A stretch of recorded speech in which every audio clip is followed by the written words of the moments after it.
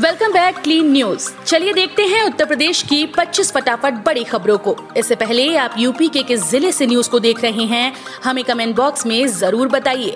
साथ ही daily update रहने के लिए चैनल को सब्सक्राइब कर बेल आइकन को दबाना बिल्कुल न भूलें। आज का लाइक एम 3000 है, उम्मीद करते हैं आप इसे जरूर पूरा करेंगे। घर में बायोगैस संयंत्र लगवाने के लिए मिलेंगे 12,000 रूपए। बायोगैस उत्पादन को बढ़ावा देने के उद्देश्य से सरकार की ओर से प्रयास किए जा रहे हैं। पर्यावरण मित्र होने के कारण इस गैस की उपयोगिता अधिक बढ़ जाती है। ये गैस गंधहीन और धुआं रहित होती है और इससे पर्यावरण को किसी प्रकार का नुकसान नहीं होता। आने वाले समय में इसकी उपयोगिता को देखते हुए हरियाणा सरकार की ओर से बायोगैस प्लांट स्थापित करने के लिए अनुदान देने की व्यवस्था की है। पीएम मोदी करेंगे जेवर इंटरनेशनल एयरपोर्ट का शिलान्यास। जेवर इंटरनेशनल एयरपोर्ट के निर्माण का काम अब जल्द शुरू होगा। शनिवार को जेवर एयरपोर्ट के लिए राज्य सरकार की joint venture company Noida international airport limited एवं विकासकर्ता ज्यूरिक एयरपोर्ट इंटरनेशनल एजी की एसपीवी यमुना इंटरनेशनल एयरपोर्ट के बीच लाइसेंस मेमोरेंडम हस्ताक्षरित हुए। अब जल्दी प्रधानमंत्री नरेंद्र मोदी द्वारा इस एयरपोर्ट का शिलान्यास होगा। यूपी सरकार ने तैयार किया प्लान, एक साल में कटा 5 से ज्यादा चालान तो रद्द हो जाएगा बस परमिट।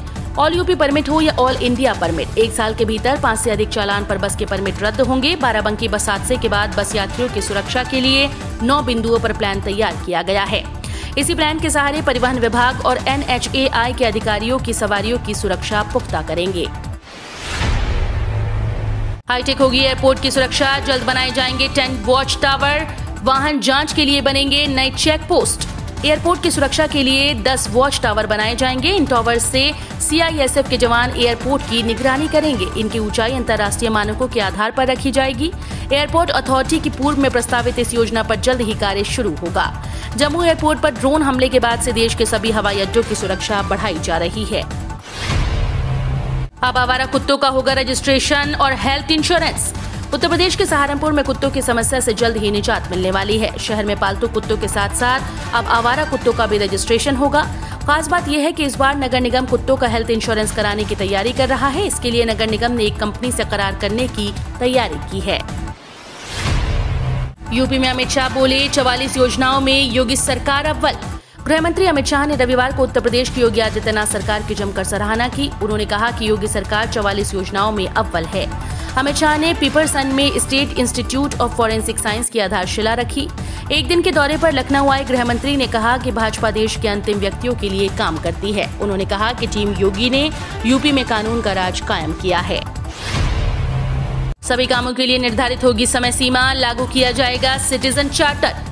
विभिन्न विभागों की तरह ही ग्राम पंचायतों में भी सिटीजन चार्टर लागू किया जाएगा। ये व्यवस्था स्वतंत्रता दिवस के अवसर पर लागू की जाएगी। ग्राम पंचायतें ही इसे लागू करेंगी और सभी कार्यों के लिए समय सीमा निर्धारित होगी। मेरी पंचायत मेरा अधिकार, जन सेवाएं हमारे द्वार अभियान के तहत ये व्यवस्था लागू की जा रही है। अब एग्जीक्यूटिव्स और बिजनेस क्लास में हवाई यात्रा नहीं कर सकेंगे सरकारी अफसर।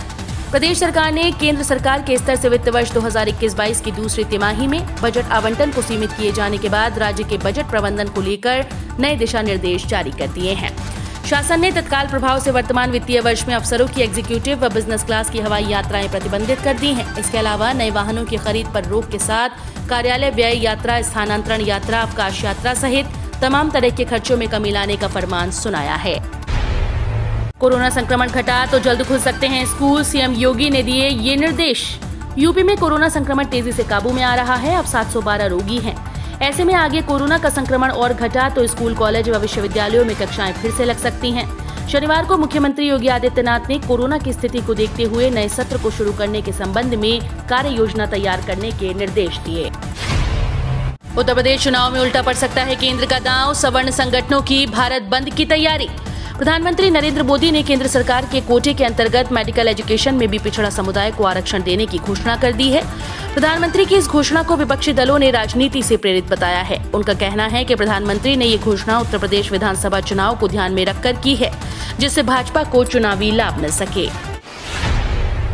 छोटे दलों को एक साथ लाने की मुहिम में अखिलेश यादव, बीजेपी को यूपी की सत्ता से बाहर करना ही लक्ष्य।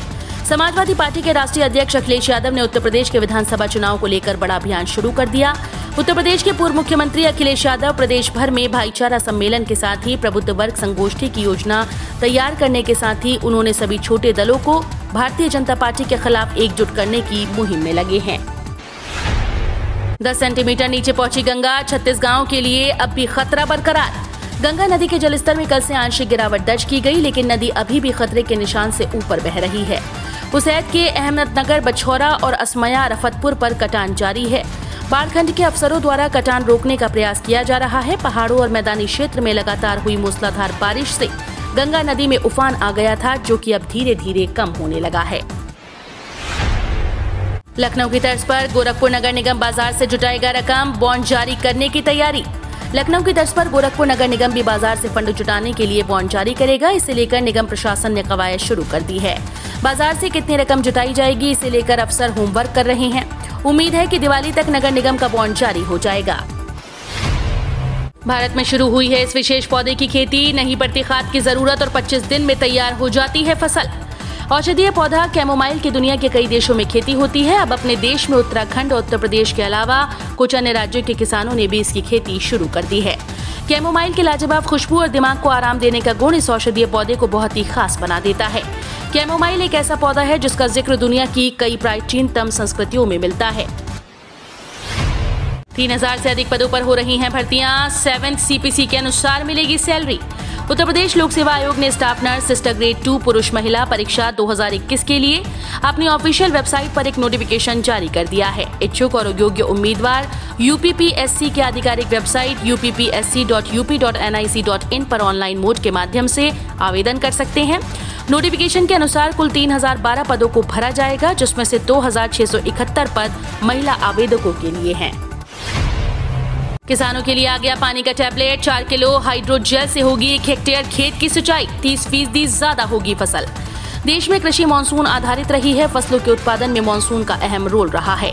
मानसून की देरी से कृषि उपज प्रभावित होती है, कारण कि देश के वैसे कई हिस्सों में सिंचाई की समस्या रहती है, जहां पानी की कमी रहती है। सामान्यतः देखा जाए तो भूगर्भ जल, नदी, तालाबों के जलस्तर में भी लगातार कमी हो रही है। इन कारणों से देश के कई हिस्सों में सिंचाई की समस्या गंभीर होती जा रही है। किसानों की इन्हीं समस्याओं को दूर करने के लिए बिहार की बेटी ने सिंचाई की नई तकनीक विकसित की है। परंपरागत सिंचाई की बदहाल होती व्यवस्था और खेती में समस्याओं का सामना करते किसानों को एमटेक की छात्रा प्रियमवदा प्रकाश ने पानी की गोली तैयार करने में सफलता पाई है। इसके जरिए पानी की कमी वाले क्षेत्र में आसानी से सिंचाई हो पाएगी।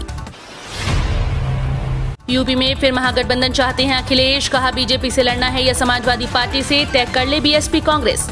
समाजवादी पार्टी के मुखिया अखिलेश यादव ने रविवार को कहा कि उत्तर प्रदेश के आगामी विधानसभा चुनाव से पहले उनकी पार्टी के दरवाजे सभी छोटे दलों के लिए खुले हुए हैं और बीजेपी को हराने के लिए वे ऐसी सभी पार्टीज को साथ लेने की कोशिश करेंगे।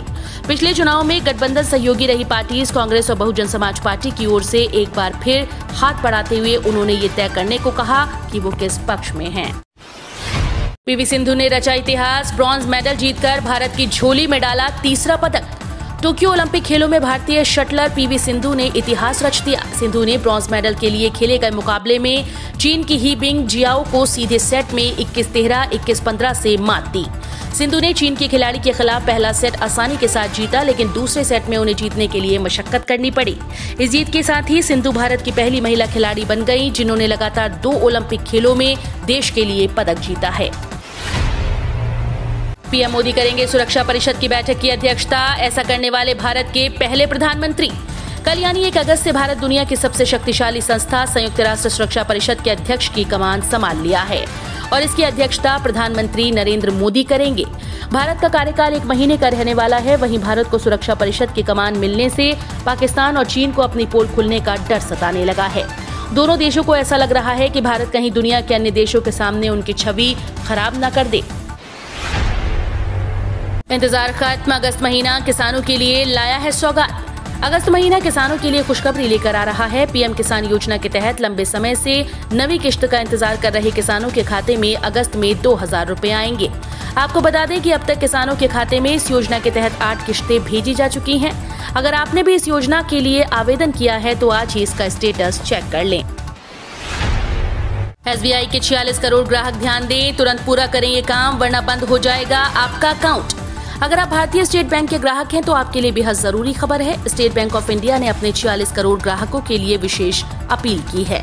SBI ने अपने खाता धारकों से कहा है कि जल्द से जल्द पैन को आधार कार्ड से लिंक करा लें। बैंक के मुताबिक अगर कोई ग्राहक ये काम तय समय सीमा में नहीं करते हैं तो उनकी बैंकिंग सेवा बाधित हो सकती है।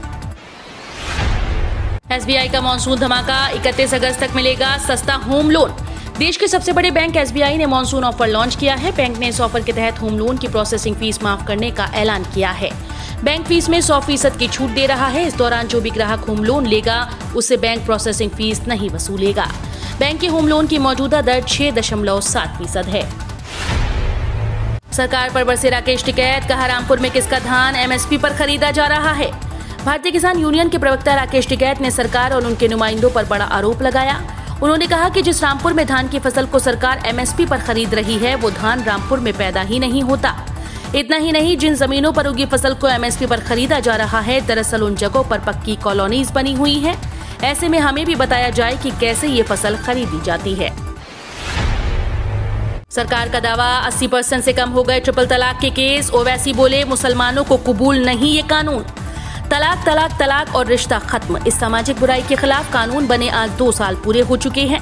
कानून को पूरी तरह प्रभावी बताते हुए मोदी सरकार ने कहा कि ट्रिपल तलाक के मामलों में 80% की कमी आ गई और मुस्लिम महिलाओं को इसका फायदा हुआ है। वहीं ऑल इंडिया मजलिस इत्तेहादुल मुस्लिमीन के नेता असदुद्दीन ओवैसी ने कहा कि मुसलमानों को ये कानून मंजूर नहीं और इसमें महिलाओं की मुसीबतों में इजाफा होगा। 1 अक्टूबर से इस बैंक का चेकबुक हो जाएगा बेकार। अगर आपका बैंक खाता पूर्ववर्ती इलाहाबाद बैंक में है तो ये खबर आपके लिए महत्वपूर्ण है, क्योंकि इलाहाबाद बैंक का इंडियन बैंक में विलय हो जाने के बाद इलाहाबाद बैंक के MICR कोड और चेकबुक 1 अक्टूबर 2021 से बंद हो जाएंगे। इंडियन बैंक ने ट्वीट कर ये जानकारी दी। 1 अक्टूबर के बाद अगर कोई पुराना चेकबुक इस्तेमाल करेगा तो पैसे ट्रांसफर नहीं होंगे। हम रोज ऐसे ही न्यूज लाते रहेंगे। यदि आपने अभी तक क्लीन न्यूज यूपी को सब्सक्राइब नहीं किया है तो फटाफट सब्सक्राइब कर लें। साथ ही बेल आइकन को प्रेस करना बिल्कुल ना भूलें ताकि लेटेस्ट अपडेट मिस ना हो।